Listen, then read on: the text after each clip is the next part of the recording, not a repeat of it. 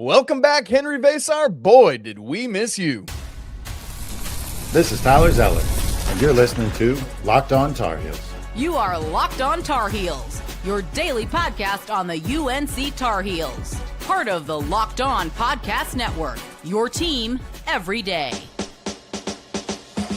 Hey there, what's up? Happy Saturday. It's February 21st, 2026. Welcome into this live postcast edition of the Locked On Tar Heels podcast, the only daily North Carolina show out there. I'm your host, Isaac Schade. You're joining me at the place to get your Tar Heels content every single day, all part of the Locked On Network, now the #1 sports podcast network.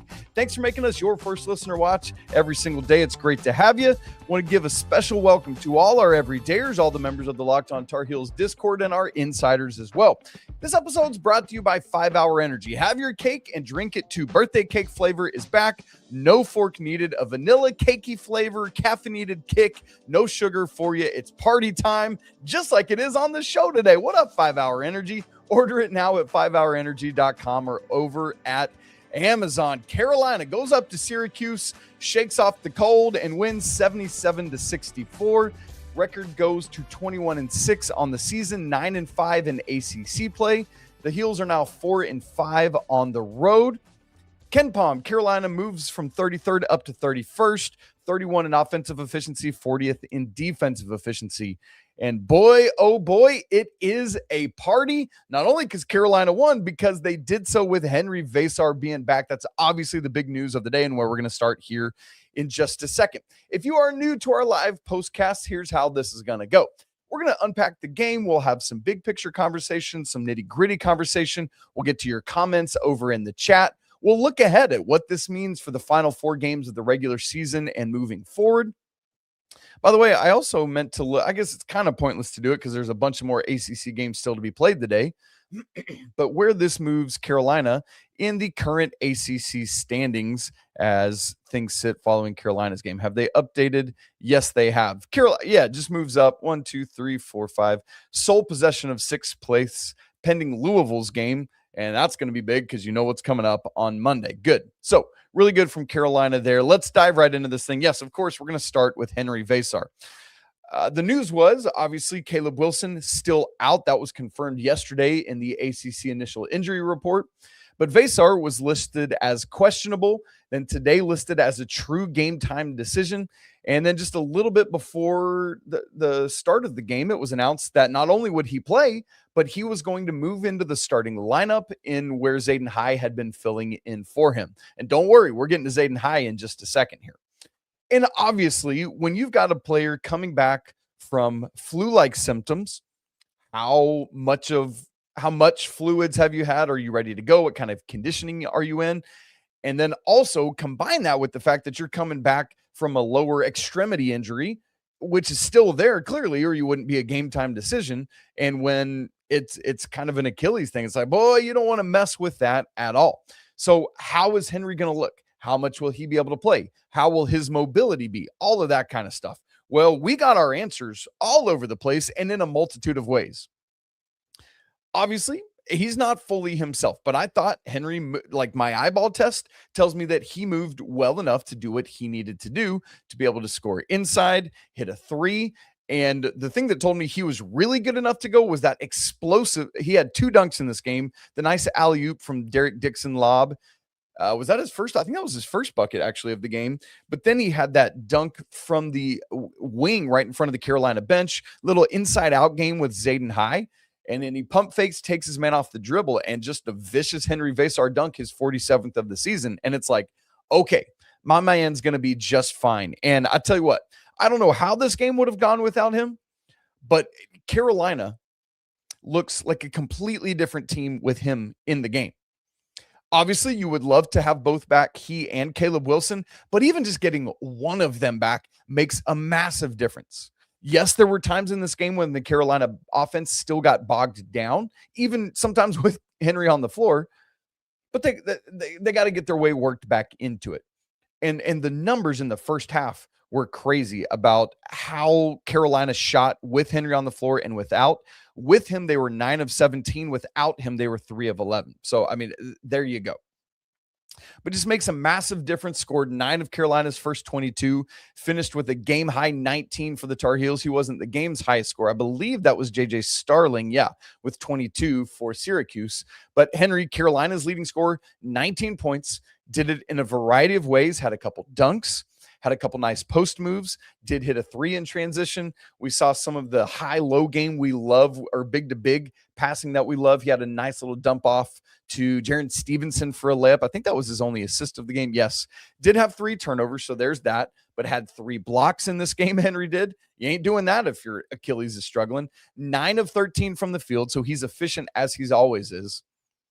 And so, look, what a boost this is for Carolina, both in terms of on-court play, in terms of psychologically what it does to get your big man back, just all sorts of stuff. You saw how it affected Syracuse with him being back. You saw how it affected Carolina's floor spacing and ability to do things. The gravity that he has opens things up for other players. I mean, just everything that Henri brings to the table was massive.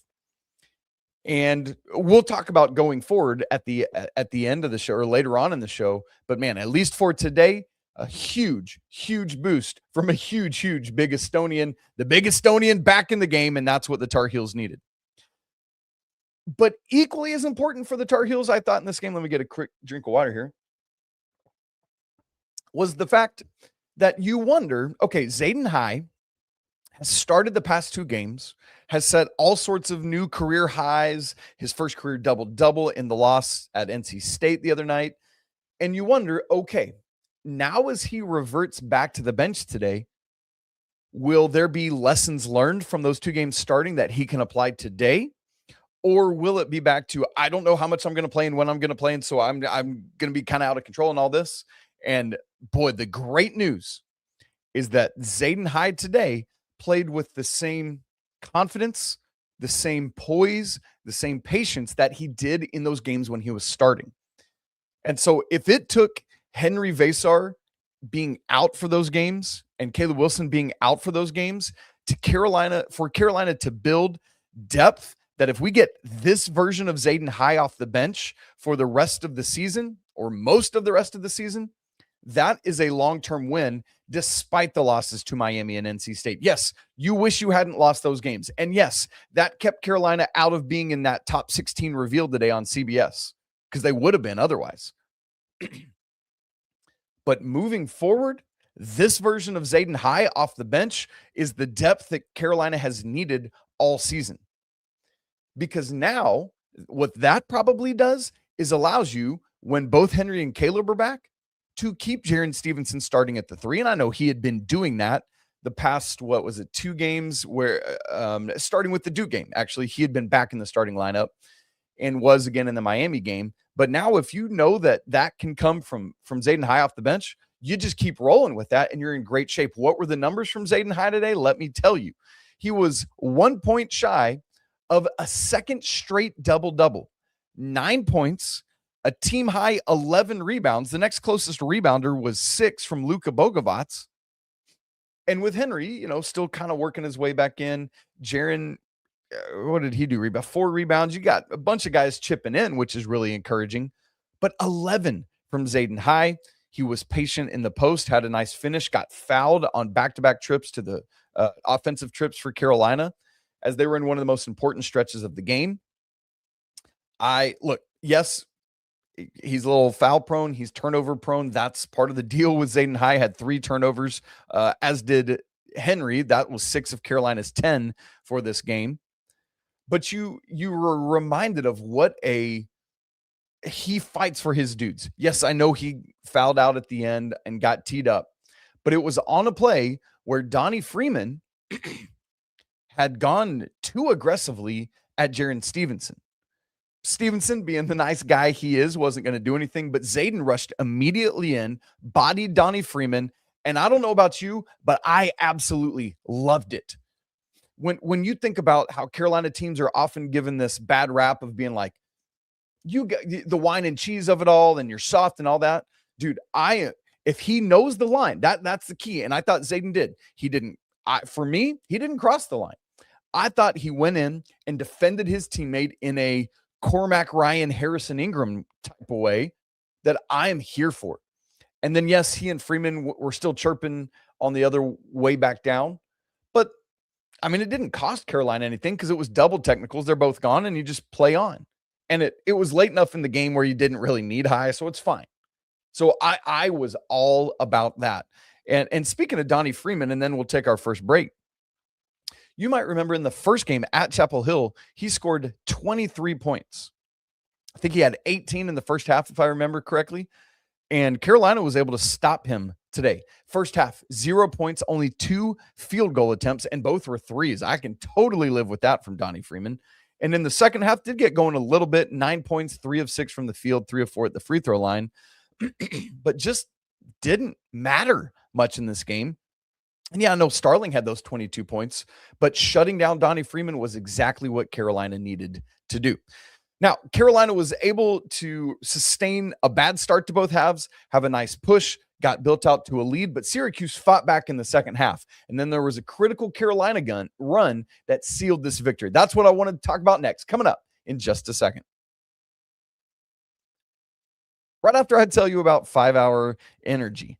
You guys, man, it is time to get into, excuse me, I lost my place there. Welcome to the 5 Hour Energy Flavor Draft. We're looking at every aspect of the draft to let you know which tasty flavors are the best and which ones might be some sleepers that you want to check in on as well. The board is set, the flavors are ready, and only one can take the top spot. And for me, that top spot goes to strawberry banana. That's always one of my favorite flavor combinations in anything, whether it's like yogurt or a smoothie. And man, that's the same that's true here for 5 Hour Energy. It's a tropical delight. You got the strawberry, that upfront flavor, a little banana taste on the back end. Man, I think it's so good.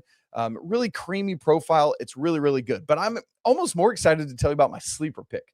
I'm a Georgia boy, if you're unaware, and I love a good peach, man.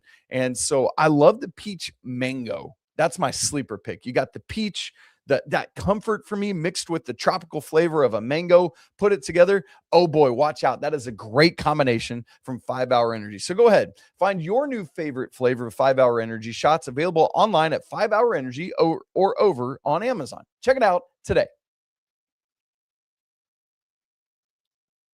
All right, I'm pulling up the box scores. We get back into this thing. If you're watching on YouTube, excuse me, in real time, you can see that there. If you're listening back later, what's up to all of you? Glad you're here as well. Quick drink as we get into the second segment. All right, there was a stretch late in the first half. Carolina started to pull away a little bit. They had been cold early, missed a bunch of shots right out of the gate. Syracuse started 5 of 6, but then Carolina at one point in the first half made 7 straight. It was a similar storyline in the second half because Carolina had got out to an 8-point lead in the first half. Let's see when that was. They led by 8 as late as basically 2 minutes to go in the first half. And Syracuse makes their first 3 and kind of cuts into it. It's a 5-point lead for the Tar Heels at the break. But then Syracuse, second half, start a similar start. They start off hotter than Carolina. They go on a 8-3 run to tie it up at 36 eventually. Carolina gets back out a little bit, but eventually the game gets tied at 44. And this was the moment when Carolina put the game away. Because here, when it was tied at 44, the Carolina offense had looked stagnant for much of the first 8 minutes of this second half. Seth Trimble was literally stuck on 0 points at that moment, I think, unless I'm forgetting correctly. No. He had already made his first layup. Forgive me, I had forgotten that. But at this point, 44 to go, Seth took over, and that was what changed the game. So it's tied at 44. You got Seth Trimble, a little alley-oop to Zaden High. Can't dunk it, but nice layup. And then Seth picks J.J. Starling's pocket, easy run-out dunk. Then he has a nice little pull-up in the lane. And then you had the vicious Henri Veesaar dunk we had just talked about to cap off that 8-0 run. Suddenly, Carolina's up 52-54. And then the extended run was like 15-4 or something like that. Before you know it, Carolina on a Zaden High 3 in the corner, which that was a shot I wanted him to take. Oh, by the way, he's wide open. It looked good. It looked smooth. It was in the flow of the offense. It was an in-rhythm 3. You take that. Now Carolina suddenly has their biggest lead of the day at 59-48. So yes, that is a 15-4 run from being tied at 44. And that was what changed the tenor of the game. From that point, Syracuse was never able to get it closer than 8 down the stretch. Carolina bumped it out. I think the biggest lead was 18. Missed free throws all over the place. We'll talk about that in a second. But man, it was that run that won this game for the Tar Heels. And let's remember, that happened on the road. They talked about it multiple times on the broadcast. This was the largest audience of the college basketball, largest in-arena audience of the season. And Carolina goes up to the Carrier Dome and just shuts them up.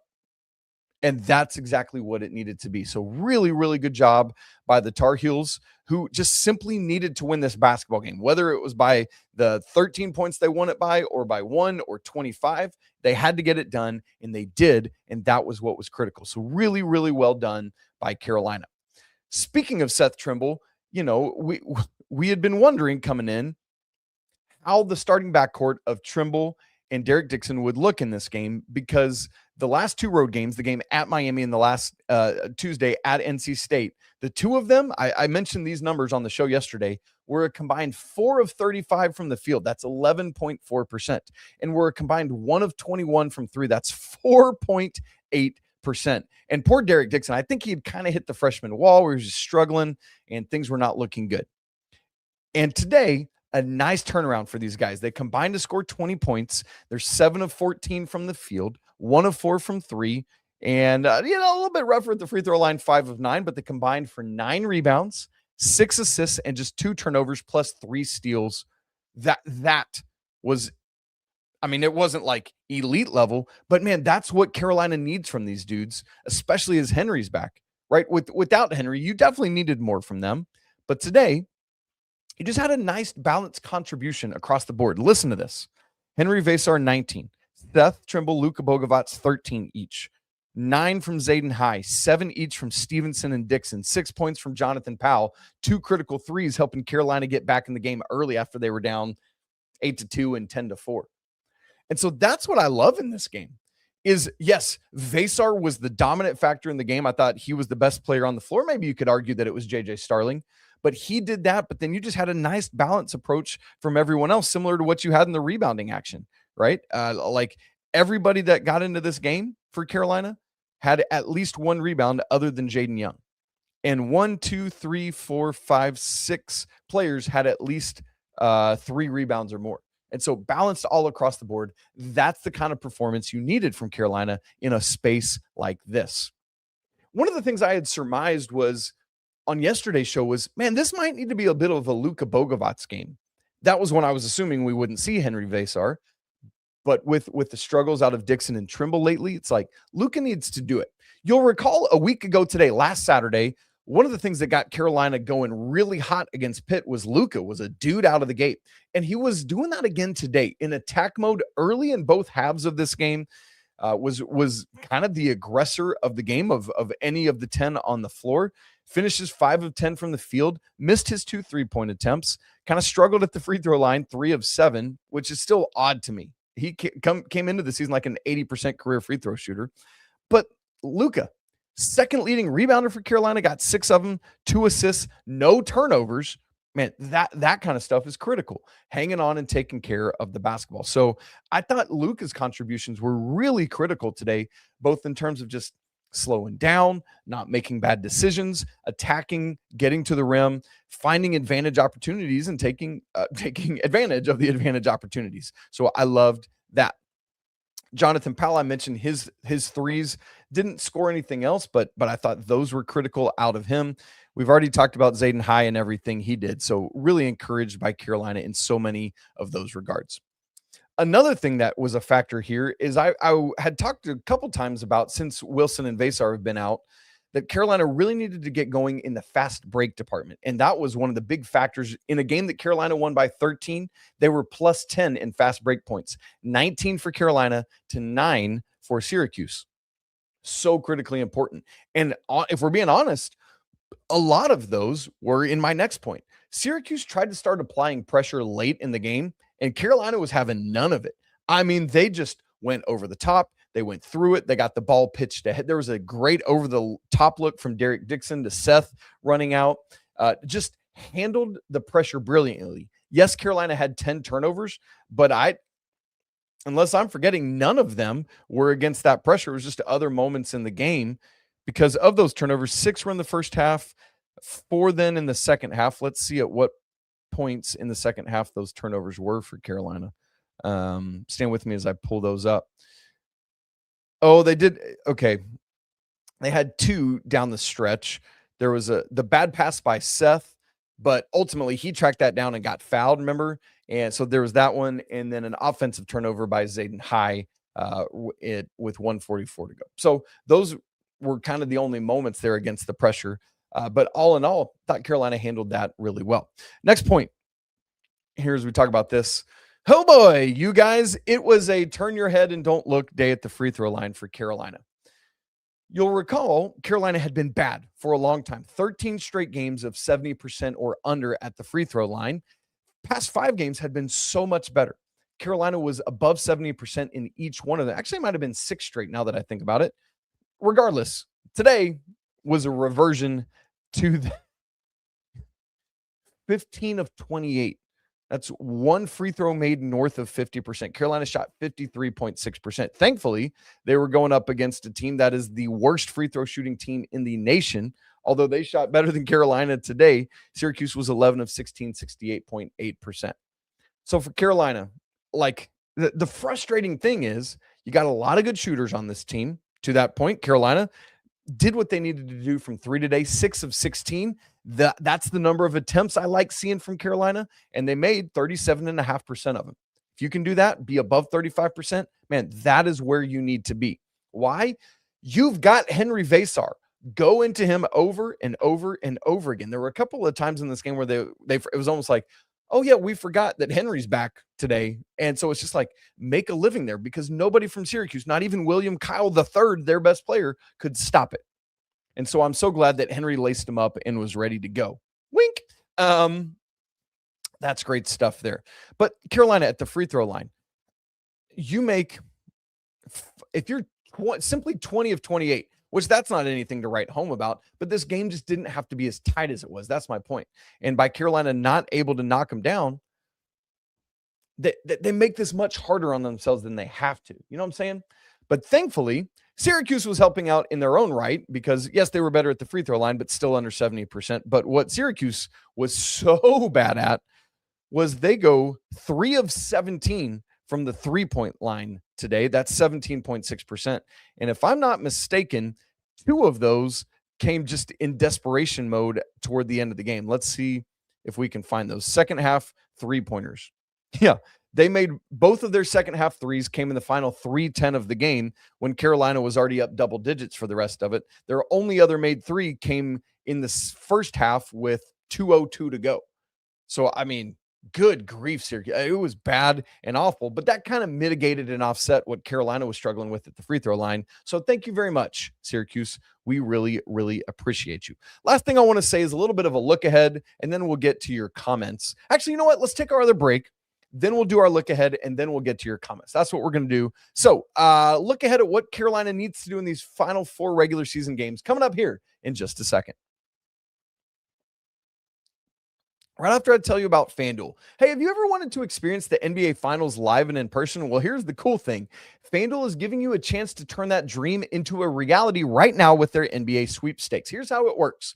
You use your profit boost. You look at any NBA future, get into it.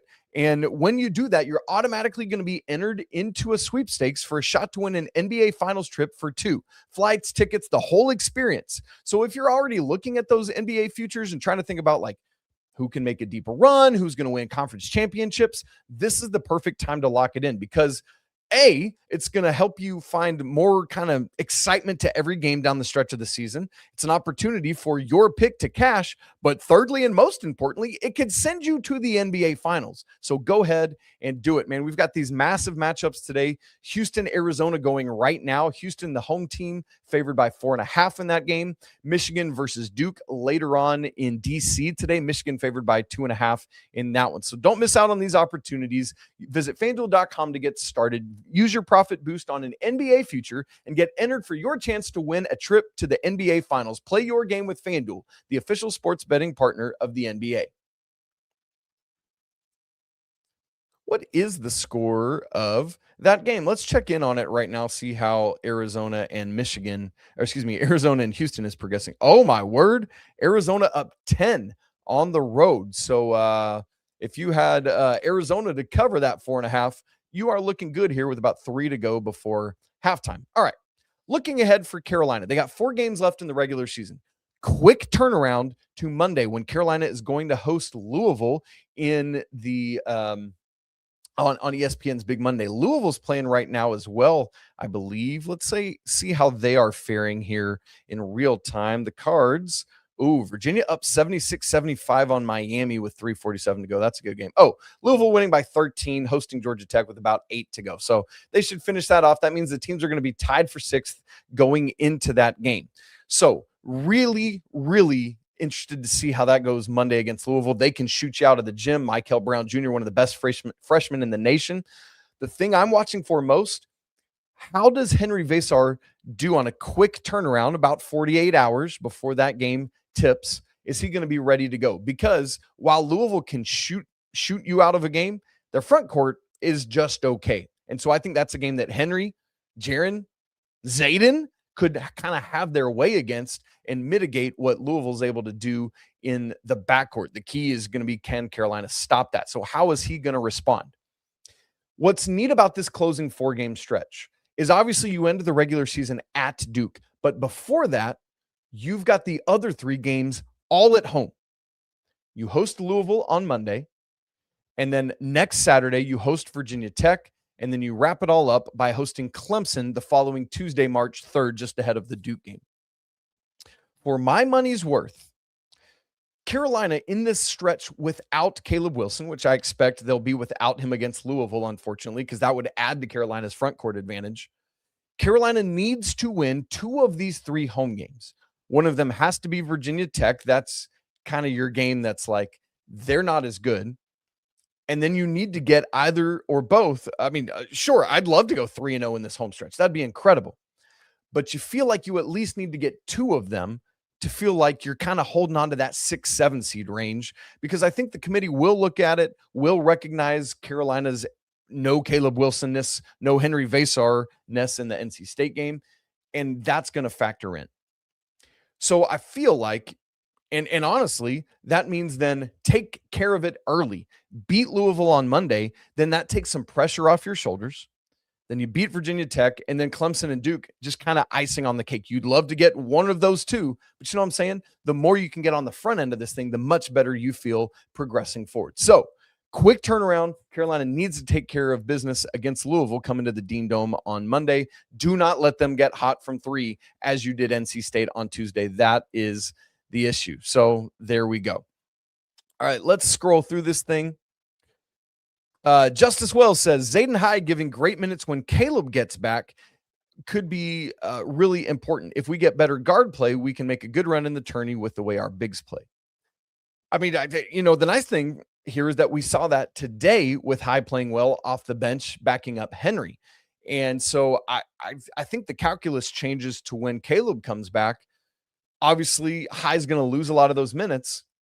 But honestly, I think now, if High is able to continue giving those minutes, you go back to your jumbo lineup of Stevenson, Wilson, Veesaar, and you just use that advantage to your strength over and over and over again. And then you trust High to be able to come in and give you good minutes again. And so that is what I'm looking to see when eventually Caleb gets back. They mentioned on the broadcast today that they will do more imaging again this week. And so that's going to be critically important, is to see what is the update on where Caleb is at. And so that'll be really helpful there. Zane Jackson says, Seth can't wait till the final 10 minutes to play, needs a full 40. Yes. Critically, Carolina is going to need Seth a lot. Had been struggling coming in a little bit. Obviously didn't contribute scoring much in the first half of this game, and then really got going in the second half.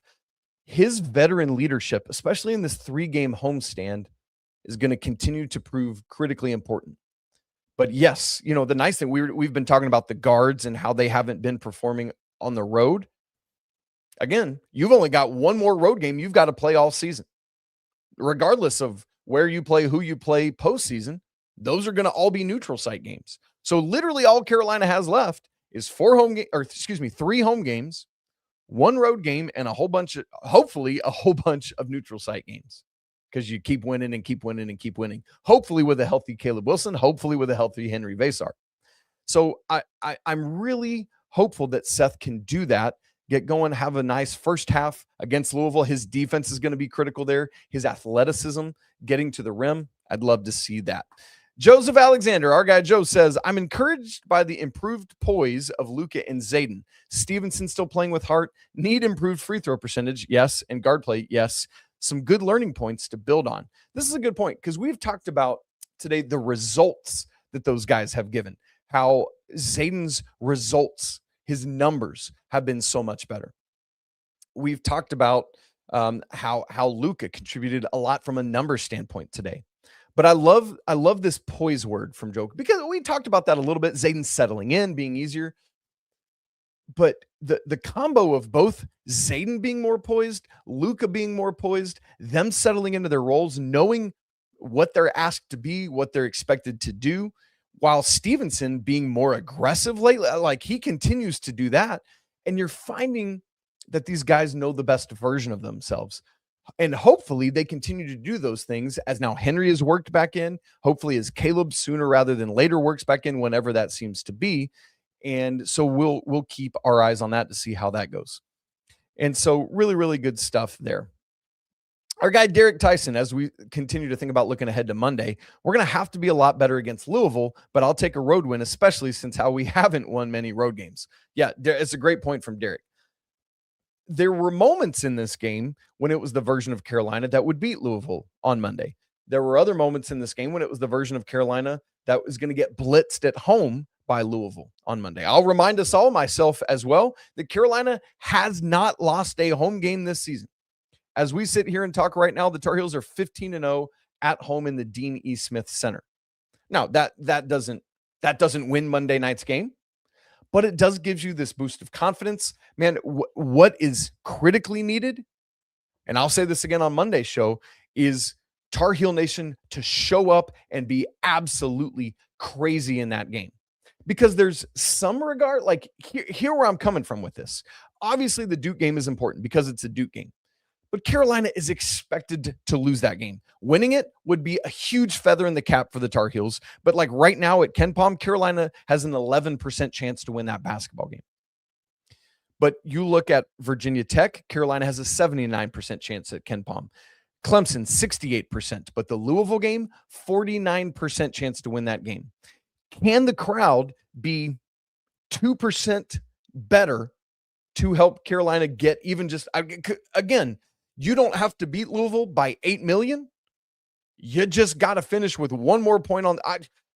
I know we don't count by decimals, but you just need to finish by 1/10 of a point better by Louisville if this was like a speed skating race as we think about Olympics or something. You know what I mean? And so there are some regards in which the Louisville, Virginia Tech, and Clemson games are more important than the Duke game.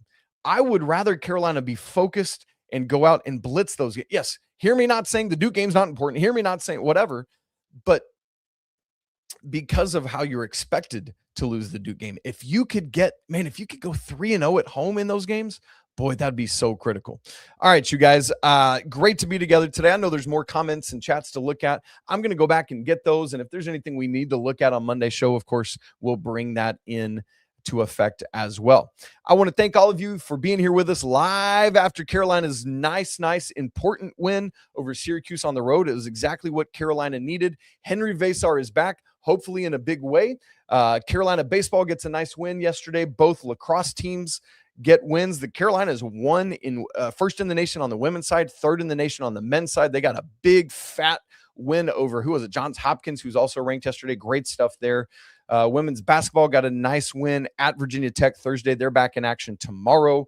Going to be really important for them to keep winning after losing against Duke last Sunday. All right, you guys, thanks so much for being with us. If you haven't subscribed to the show, video and audio, do it right now so you don't miss a second of Locked On Tar Heels ever. We want you here with us, locked in at Locked On, man. That's the place to be. If you've not subscribed to our Everydayers Club, that link is in the show notes, as is the link for the Locked On Tar Heels Discord. Would love to see you in both of those places. It's always a great day to be a Tar Heel, especially when Henri Veesaar is back. We'll talk to you again on Monday, but until then, peace.